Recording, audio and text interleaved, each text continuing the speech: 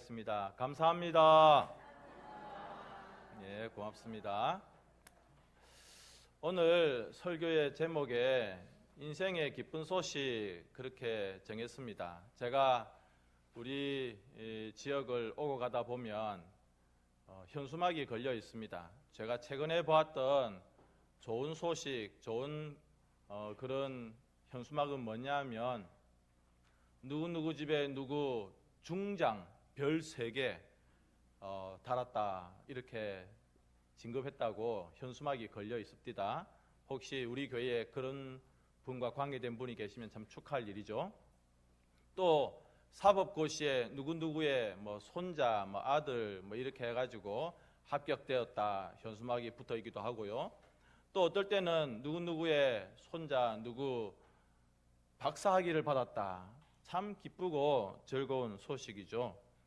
내일은 아니지만 부럽기도 하고, 여러분들은 최근에 기쁘고 복되고 행복했던 소식이 무엇이 있었습니까? 오늘 저는 여러분들에게 기쁜 소식을 하나 말씀을 드리려고 합니다. 방금 읽었던 성경을 보면 예수님께서 앞을 보지 못하는 맹인 소경을 고쳐주시는 이야기가 나오고 있습니다. 예수님은 여러 가지 일을 하시면서도 특히 병자들을 보시면, 또 몸에 장애가 있는 자들을 보시면 그분들을 고쳐주고 사랑해 주셨습니다. 오늘 보니까 시각장애인, 앞을 보지를 못하는 그런 맹인이 있었습니다. 22절과 23절에 보면 베세다의 이름에 사람들이 소경 하나를 데리고 예수께 나와 손 대시기를 구하거늘 예수께서 소경의 손을 붙드시고 마을 밖으로 데리고 나가사 눈에 침을 뱉으시며 그에게 안수하시고 무엇이 보이느냐 물으시니, 사람들이 길을 가다가 맹인 한 사람이 있으니까 그 사람을 예수님께 데리고 온 겁니다.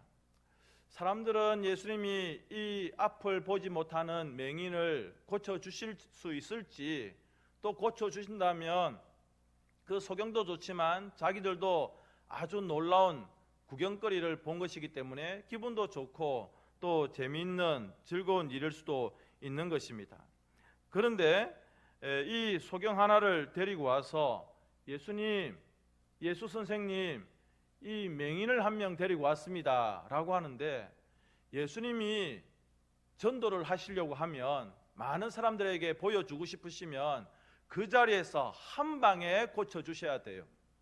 그런데 그 사람을 데리고 손잡고 마을 밖으로 나가는 거예요.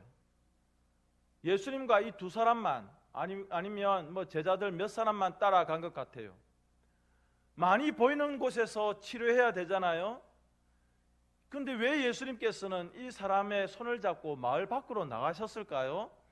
그리고 나서 이 안절부절 못하고 있는 맹인의 눈에다가 침을 탁 뱉으시는 거예요. 여러분, 얼마나 황당합니까? 맹인은 사람들이 자기 손을 잡고 야 우리 예수께 가자, 예수가 네 눈 고쳐주는 거 한번 보자, 이렇게 해서 얼떨결에 따라왔는데, 근데 그 예수님이 갑자기 손잡고 마을 밖으로 나가자고 하더니 자기 눈에다가 침을 뱉는 거예요. 이거는요, 그 맹인을 무시하거나 그 사람을 깔보는, 경멸하는 그런 일이 아닙니다. 왜 그랬었는지 저도 잘 모르겠어요.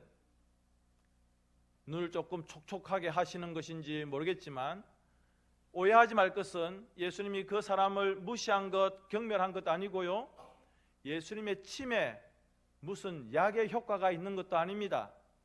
저는 어릴 적에 모기한테 물리면 계속 침을 발랐어요. 여러분 웃지를 않으시네요. 여러분들은 침을 안 바르시고 물파스를 바르신 것 같습니다. 전 촌사람이라서요. 그런데 이렇게 침을 뱉으시고 안수를 해 주셨어요. 그러면 한 방에 눈을 번쩍 뜨고 우와 보인다 해야 되는데, 예수님께서 뭐가 보이냐 물으니까 사람들이 보입니다. 그런데 정확하게 안 보이는 거예요. 나무들 같은 것이 걸어 다니는 것처럼 보입니다.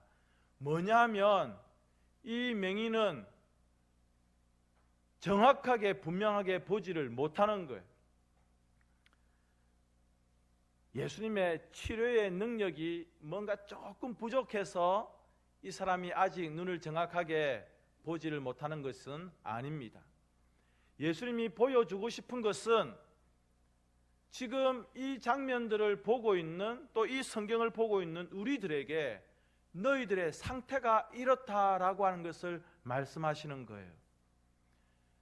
여러분들은 아마 개인적으로 나는 시력이 괜찮아, 1.0, 1.5 괜찮아, 아유 나는 시력이 안 좋지만, 노안이 왔지만, 뭐 백내장, 녹내장, 뭐 이런 여러 가지 질병이 있지만 그래도 살아가는 데는 부족하지 않아, 이렇게 말씀하실 분들이 계실 겁니다. 그런데 정말 여러분들은 다 보고 계십니까? 정확하게 보고 계십니까? 우리가 눈을 가지고 살아가는 사람으로서 가장 심각한 것은 뭐냐면, 내 앞에 있는 어떤 물건을 보지 못하고 사람을 알아보지 못하는, 그게 제일 심각한 것이 아니라 나를 지으시고 나를 만드신 하나님의 뜻을 온전히 깨닫지 못하는 것이 가장 심각한 문제라는 것이죠. 하나님이 우리를 향하여서 뜻과 계획을 가지고 계시는데 그 계획과 뜻을 알지 못하고 내 마음대로 내 욕심대로 살아가는 이것이 앞을 보지 못하는 맹인의 깜깜함처럼 심각한 문제라는 것입니다. 보이기는 보여요. 사람 같은 것이 나무가 걸어 다니는 것처럼 보입니다 라고 보이긴 보이는데 명확하게 보이지는 않는 것이죠. 예수님께서 이 이야기를 들으시고 아이고 내 치료가 실패했다, 더 좋은 의사를 찾아봐라, 그렇게 말씀하지를 않으셨습니다. 이제 여러분들에게 몇 가지 질문들을 드리면서 말씀을 드리려고 합니다. 첫 번째로, 여러분들은 하나님에 대하여서 어떤 생각을 가지고 계십니까?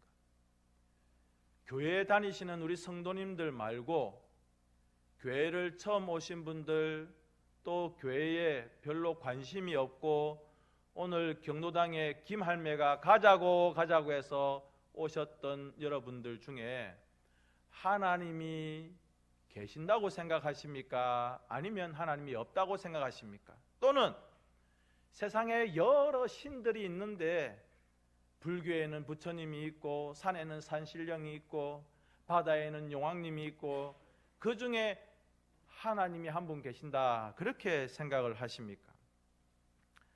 또는 세상에 신은 없고 하나님은 없다, 그렇게 생각을 하십니까? 여러분들이 속으로 어떤 대답을 하셨던지 감사합니다. 그러나 저는 여러분들에게 이렇게 말씀드리고 싶습니다. 아까 우리가 예배 시작 전에 그림을 보았습니다. 세계 어느 곳의 장면인지 모르지만 너무너무 멋진 천지 만물들을 보았고 수많은 동식물들을 보았습니다. 여러분, 이 많은 동식물들과 산과 계곡과 바다와 이 세상에 가득한 이 모든 것들이 저절로 생겨났다고 생각하십니까? 아니면 누군가 지으신 분이 계신다, 그렇게 생각을 하십니까? 아마 또 속으로 대답하실 거예요. 저절로 생겼을 거야. 아니면 누가 만든 분이 계신 것 같은데, 대답을 하셨을 겁니다. 두 번째 질문입니다. 성경은 이 모든 천지 만물을 만드신 분이 계신다, 그렇게 말씀하고 있습니다. 지금 제 앞에 있는 이 마이크도 만든 회사가 있고 기술자가 있습니다. 제가 들고 있는 이 컵도 든 김에 제가 한번 마시겠습니다. 좋습니다. 만든 기술자가 있고 만든 회사가 있습니다. 세상에 그 어떤 것도 저절로 생겨나고 만들어진 것, 저절로 존재하는 것은 하나도 없습니다. 여러분 자신도 난 부모님이 계시지 않습니까? 이 세상의 모든 것들을 보면 분명히 이 모든 것들을 천지 만물을 만드신 분이 계신다라고 하는 그 증거가 되어지는 것이죠. 창세기 1장 1절은 이렇게 말합니다. 태초에 하나님이 천지를 창조하시니라. 이 두꺼운 성경책 맨 앞에 제일 첫 구절이 세상이 어떻게 만들어졌는가, 누구에 의해서 만들어졌는가라고 밝혀주고 있습니다. 팔만대장경에도 이 이야기가 없어요. 세상의 그 어떤 종교 경전을 봐도 세상이 어떻게, 무엇을 위해, 누구를 위해, 누구에 의해서 만들어졌는가 이야기하는 경전이, 책이 없다는 건데 하나님께서 이렇게 말씀하십니다. 그리고 하나님께서 이 천지 만물을 그냥 얼렁뚱땅 대충 무질서하게 만드신 것이 아니라 성경에 보니까 굉장히 아름답게 질서 있게 만드셨습니다. 동물들은 동물대로 살아갑니다.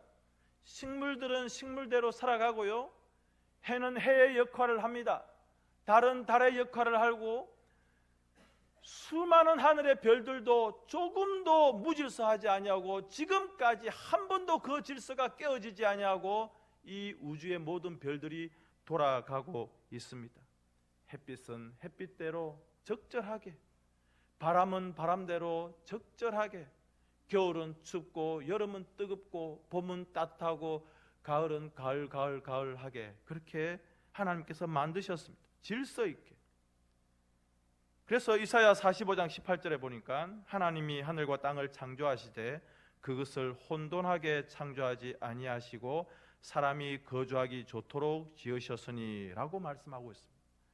우리 인간들이 적절히 살아갈 수 있도록 추우면 옷 한 벌 더 입고 더우면 옷 하나 벗어내고 그렇게 논과 밭을 일구면서 땀 흘리면서 살아갈 수 있도록 다 그렇게 환경을 만들어 주셨다는 것이죠. 그렇게 천지를 다 창조하시고 난 이후에 세 번째로 하나님이 사람을 만드셨습니다.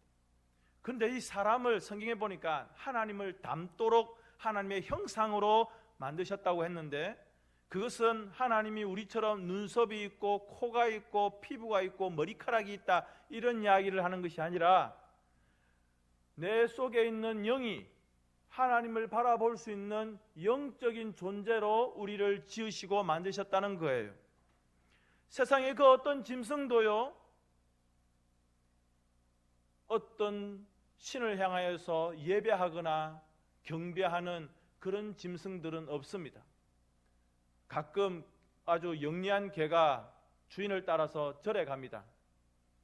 또 뭐 영리한 짐승들이 뭐 어떤 종교 어떤 시설에 가서 뭐 같이 있는 것을 봅니다. 그러나 짐승은 영적인 존재가 아닙니다.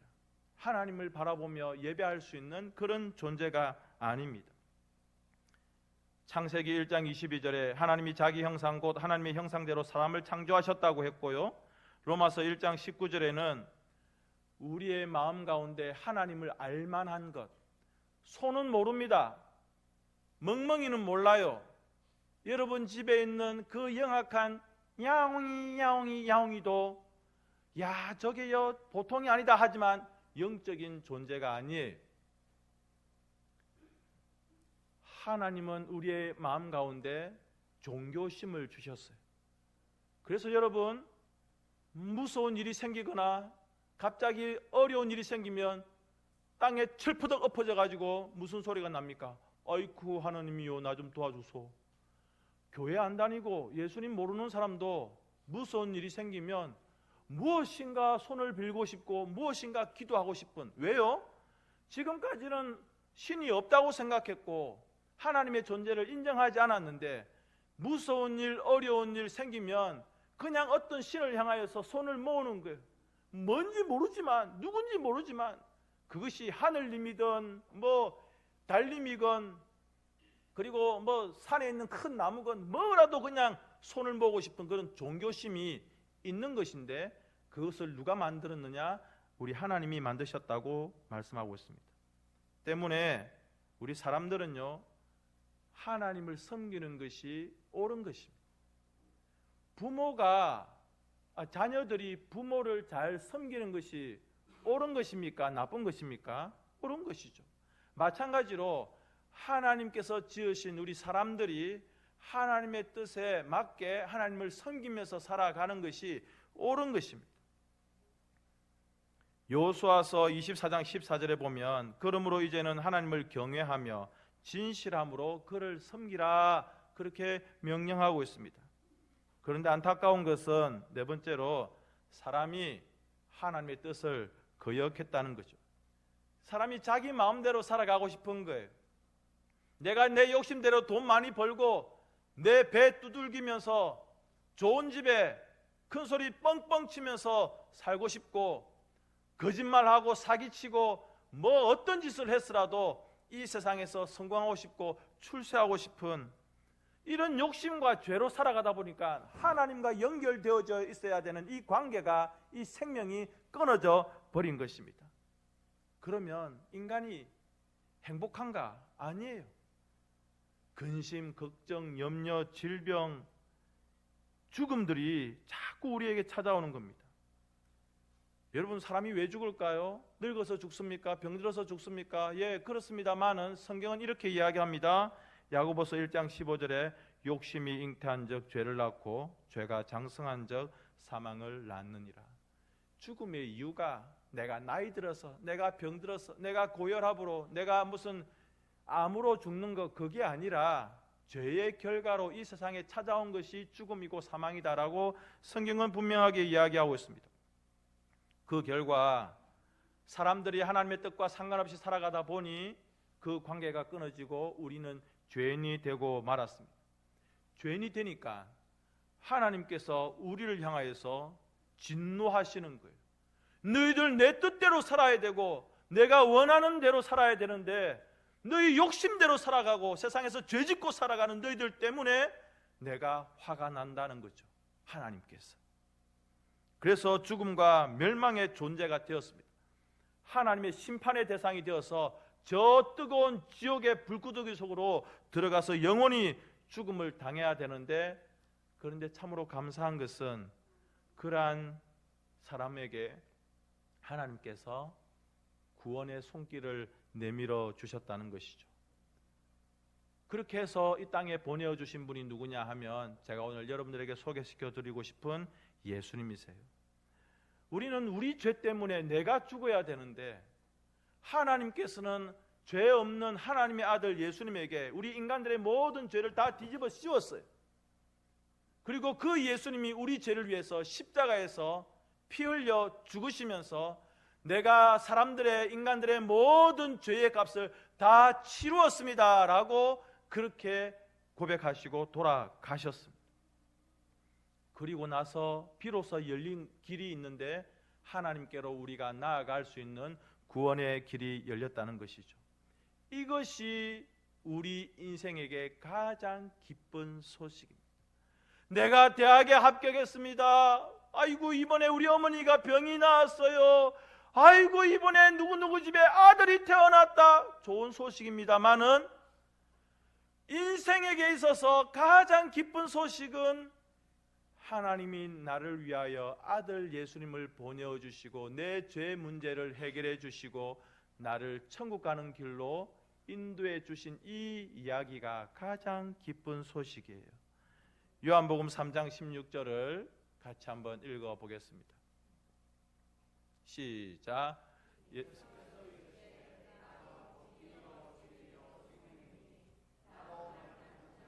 아버지께로 올 자가 없느니라. 아멘. 예, 한 구절을 좀 앞서갔습니다. 괜찮습니다. 예. 제가 읽으려고 했던 구절은 3장 16절인데 하나님이 세상을 이처럼 사랑하사 독생자를, 외아들을 주셨어요.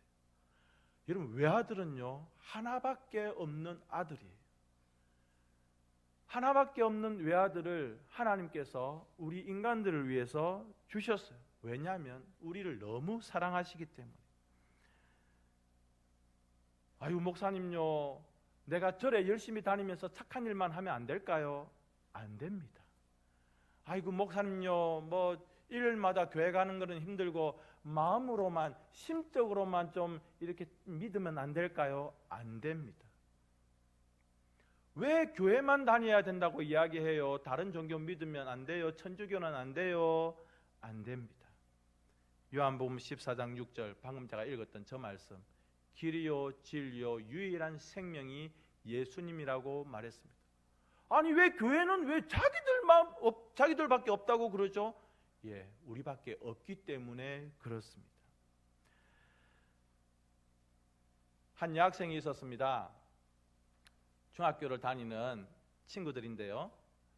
아주 사이좋게 지냈어요. 한 명은 교회 다니고, 한 명은 종교가 없고, 한 명은 불교에 조금 관심이 있는데 뭐 열심히 다니지는 않고, 그렇게 친하게 지내는 친구들이 있었습니다.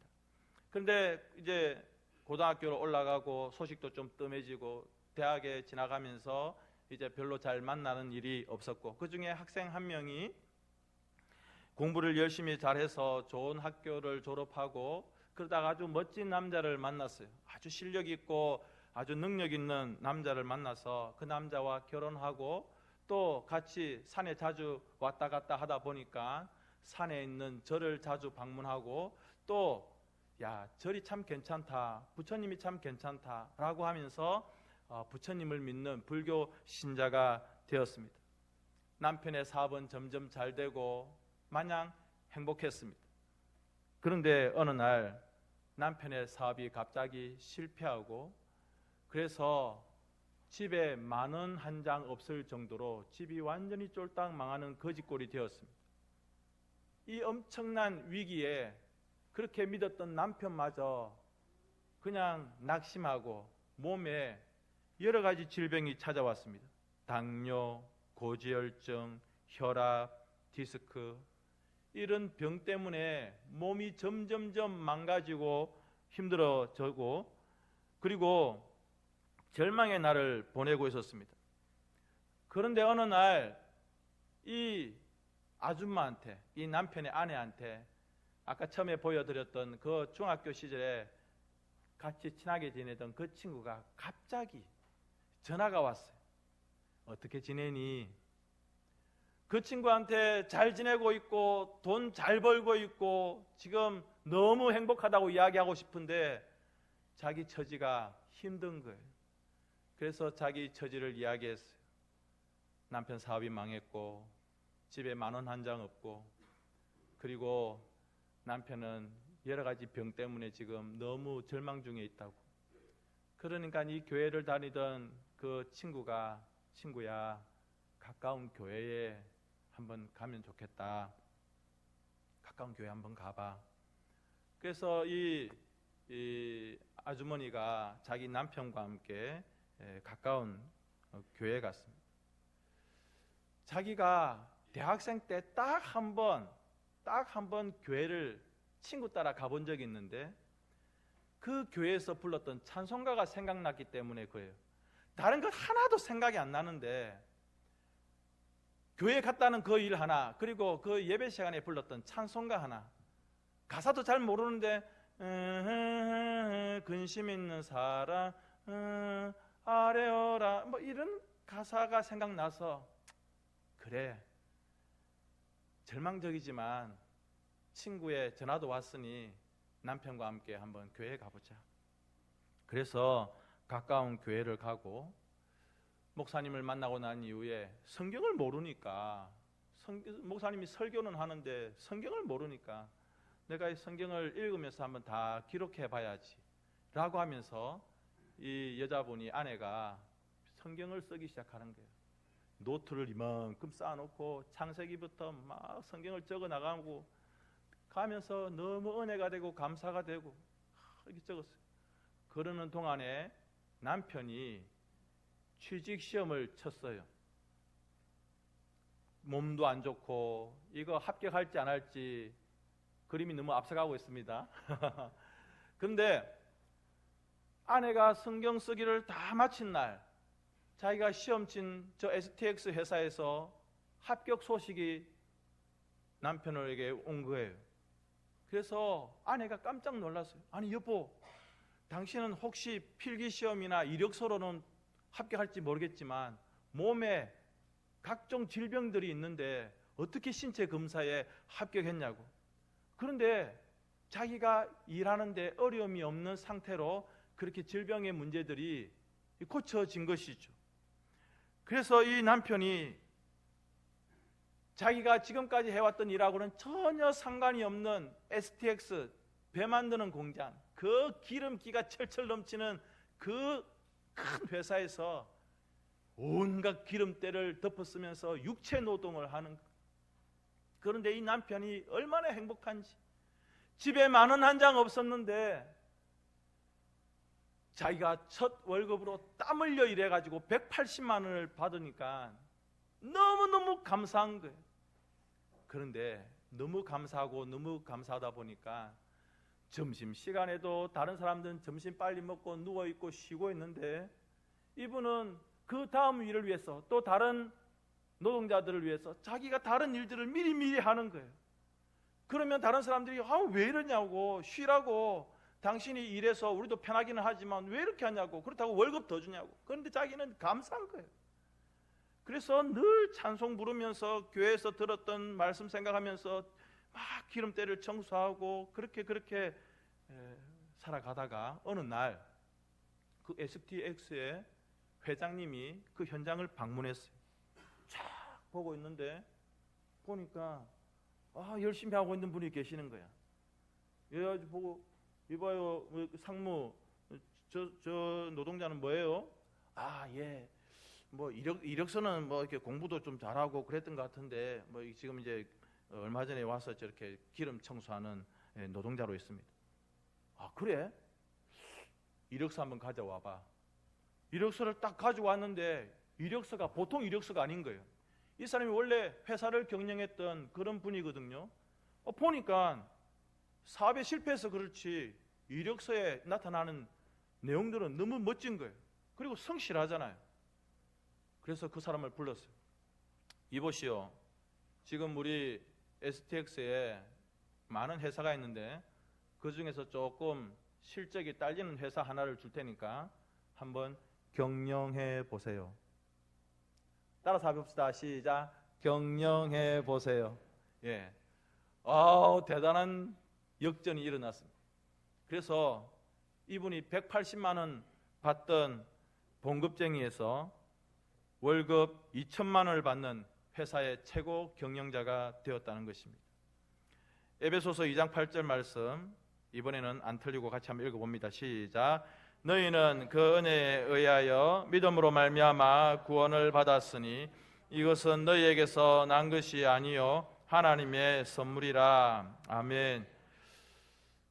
목사님, 그 이야기 참 괜찮은 이야기네요. 그런 생각이 드십니까?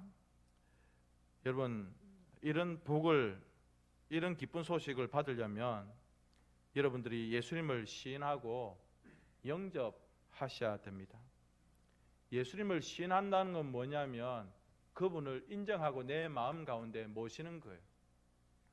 그저 여러 신들 중에 한 명, 여러 종교 중에 하나가 아니라 유일한 나의 구주이고 나의 생명이라고 받아들이는 것을 시인하는 겁니다.